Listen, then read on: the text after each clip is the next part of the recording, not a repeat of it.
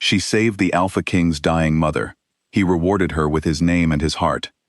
Nadia Voss had never owned much. She had a small wooden house at the edge of Ashvale town, a garden full of herbs and roots, and hands that knew how to heal things. That was enough for her. She had grown up watching her grandmother press leaves into paste and boil bark into medicine, and she had learned everything the old woman knew before she passed. By the time Nadia was 26, she was the only person in Ashvale who could treat a deep wound without a hospital, grow her own pain relief, and tell you which plant would bring a fever down by morning. The townspeople respected her work, but kept a little distance from her. She lived too close to the wolves for their comfort. Ironspine Ridge began where the pine trees thickened, about half a mile past Nadia's back fence.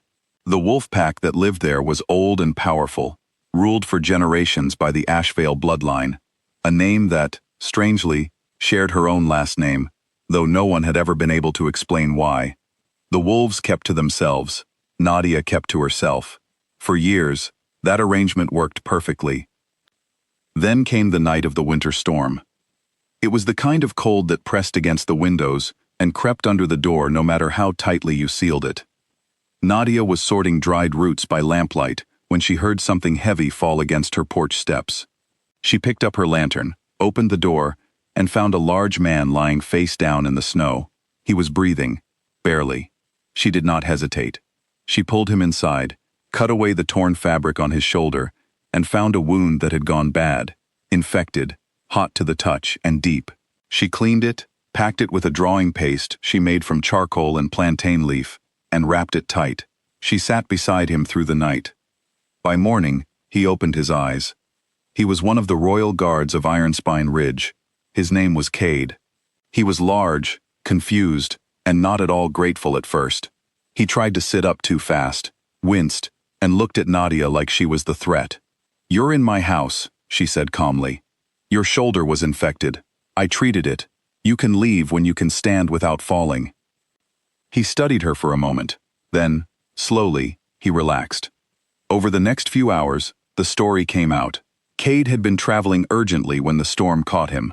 He had been sent to find help, any help, because the Alpha King's mother, a woman named Seraphine, was dying.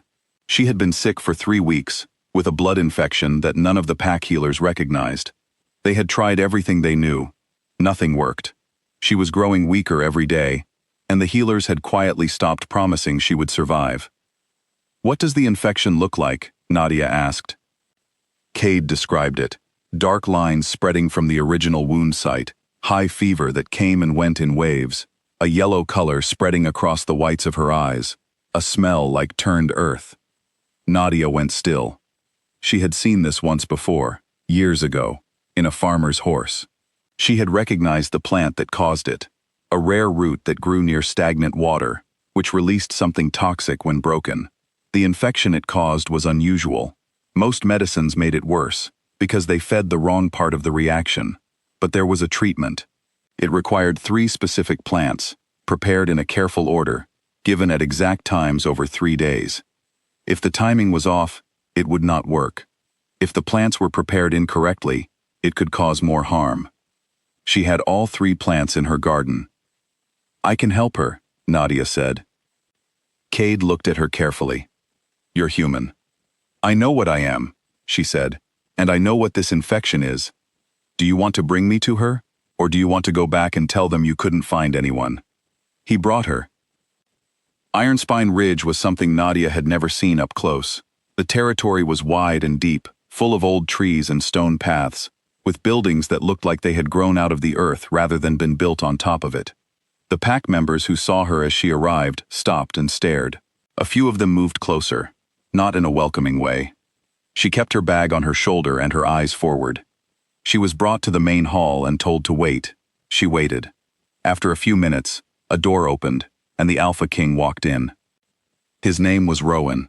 He was tall, with dark eyes that looked like they had not rested in days, and a stillness about him that felt less like calm and more like something tightly held. He looked at Nadia the way a person looks at a last option, with both need and doubt. "You say you can treat her," he said.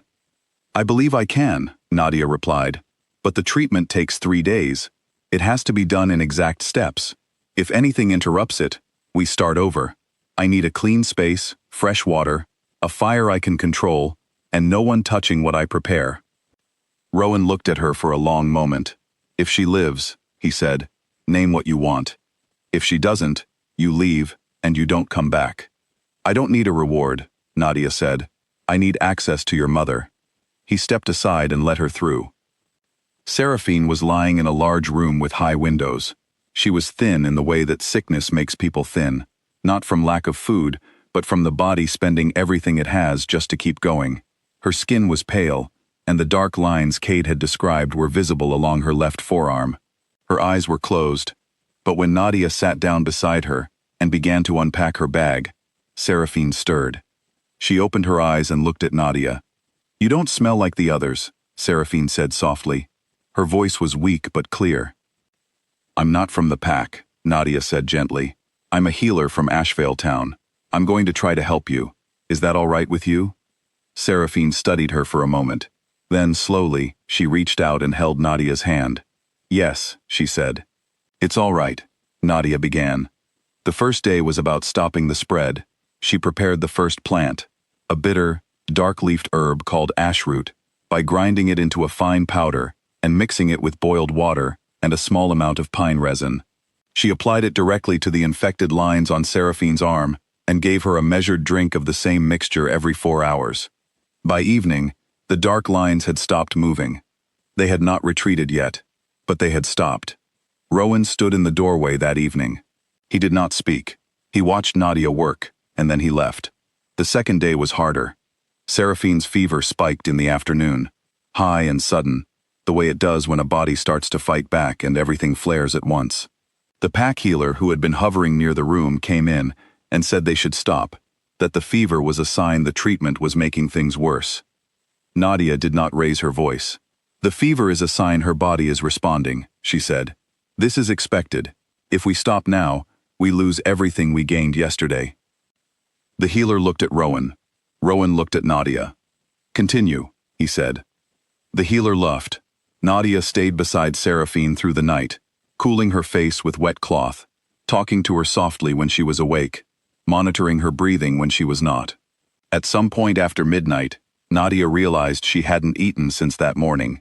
She didn't get up to find food. She stayed. An hour later, Rowan appeared at the door again. He was carrying a bowl of warm soup and a piece of bread. He set it on the small table beside Nadia, without a word, and pulled a chair to the other side of his mother's bed. He stayed too. They didn't speak much. Once, Seraphine opened her eyes in a half-awake state and looked between them. A small smile crossed her face. She closed her eyes again. By the third morning, the fever had broken. Nadia prepared the final stage, the most delicate part, a plant she called silverbell root, which had to be dried at a specific temperature and then dissolved into a clear tea. Too strong, and it would shock the system. Too weak, and it would do nothing.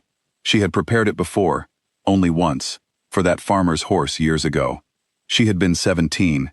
Her hands had shaken. They did not shake now. She gave Seraphine the tea in 2 small portions, 3 hours apart. Then she sat back and waited.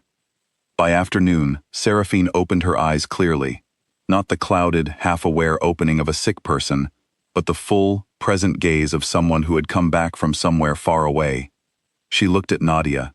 She looked at the room. She looked at her son, who was sitting at the foot of her bed with his head resting in his hands, not yet aware she was awake. "Rowan," Seraphine said. His head came up so fast. He crossed the room in 2 steps and took his mother's hands in both of his. He didn't say anything. He didn't need to. The look on his face said everything that words would have taken too long to carry. Nadia began quietly packing her bag. The next morning, Rowan called a gathering in the main hall.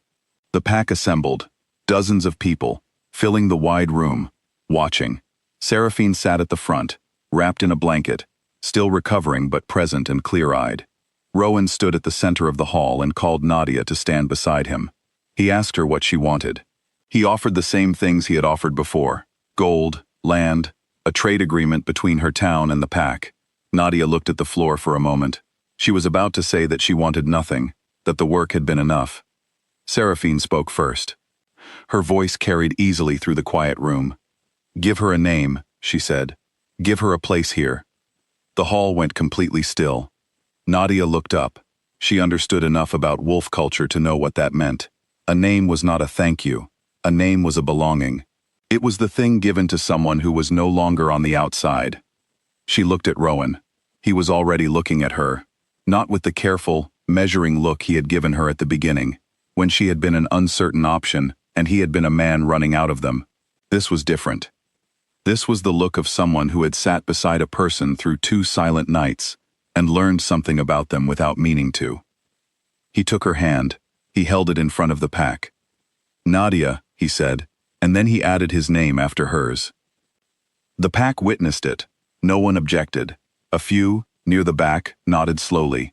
The older ones, who recognized what they were seeing and understood it was right. Later that afternoon, Seraphine asked Nadia to sit with her in the garden behind the main building. The snow had softened, and a thin winter sun was coming through the trees. They sat together for a while without talking. Then Seraphine said, "He hasn't let anyone close in a long time, not since the years the pack went through war, and he had to grow up faster than any young person should." Nadia listened. "But I watched him these past 3 days," Seraphine continued. "I wasn't as unaware as I seemed. He brought you food. He stayed." She looked at Nadia with warm, tired eyes. "He doesn't do that for people he has simply decided to tolerate." Nadia didn't answer right away. She looked out at the trees, at the snow still caught in the high branches, at the light moving through the pines. Then footsteps came from inside, and Rowan appeared at the garden door. He looked at his mother first, checking on her the way he had probably done 100 times a day for the past 3 weeks. Then he looked at Nadia. "Are you staying?" he asked.